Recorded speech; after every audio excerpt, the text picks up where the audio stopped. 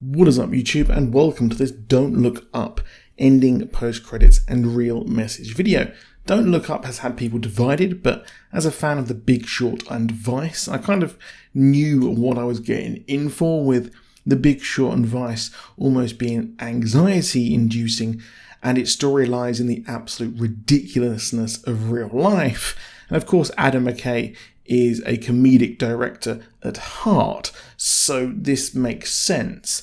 Don't Look Up on the surface is a nice and simple apocalypse movie, like Armageddon and Deep Impact, combined with Idiocracy, the latter being hilarious in this day and age of science denial. The meteor hitting Earth and no one doing anything about it is ridiculous on the surface, as politics aside. If the Earth was being wiped out, why would no one do anything? Well, the meteor is a metaphor for global warming, climate change, the climate crisis, or whatever they have changed the name to these days. It's undeniable that fossil fuels and human behaviour is causing the Earth to heat up, and problems from this are evident. Just look at the Texas Big Freeze, how seasons are all out of whack, and the rising sea levels and floods.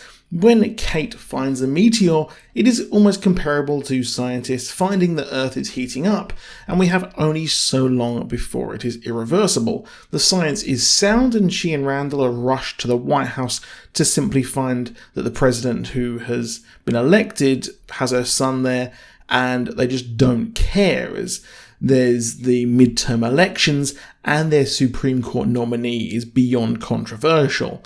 That and a celebrity couple's relationship drama is the focus of the whole media cycle, and the newspaper who back them send them on the morning news, only for the presenters to be morons and barely get the gravity of the situation. Bree, one of the co-hosts who Randall starts having an affair with, is actually super smart, but downplays this to appeal to the general public, and Kate is branded a psycho for telling the truth, just like climate change activists are. Look at how Greta is treated by the boomers. The paper drop them the minute they don't bring in clicks, and that's that. Randall makes a big splash online providing conspiracy theories, while Kate is ostracised, only for them to be picked up again by the White House when they need a distraction. That's right, politicians only care about doing the right thing when they need to distract, or if it is popular.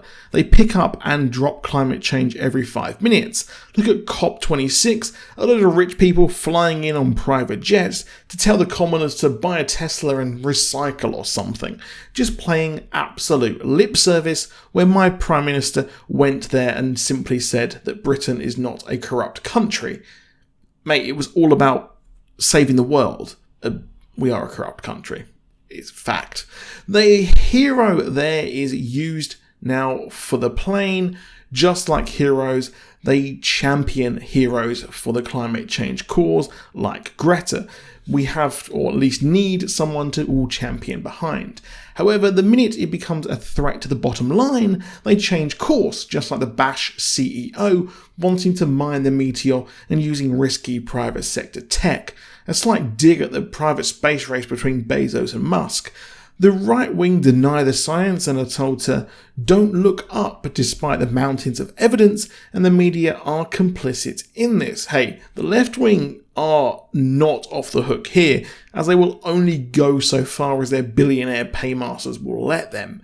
When the tech CEO's plan fails, they bail on a life raft cryo-sleep ship, just like what Bezos and Musk want to do. Instead of spending money fixing this planet, they want to go off and mine the space minerals because they need them for their fancy tech, and make a new home for them when climate change comes for us all, and make a tidy profit off it all. Now, Randall has returned to his family after falling for the Bash's CEO's lies and thinking he can change everything, being the man inside the room, like most do, until they turn up at a rich Met Gala where they tax the rich dress with zero self-awareness that that dress could probably pay for a down payment on a house for a couple working minimum wage with a kid.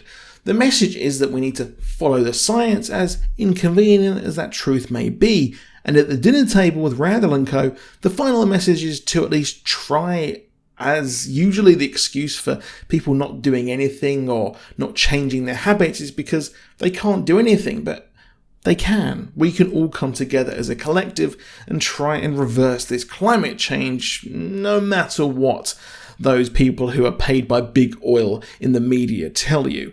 We see the rich arrive on their closest habitable planet, and a silly amount of cryo chambers have failed, just showing how bad these tech companies really are when it comes to them not having to be accountable. And they are eaten by the population animals on that planet, and, well, the rich can escape, but the lack of foresight will get to them in the end.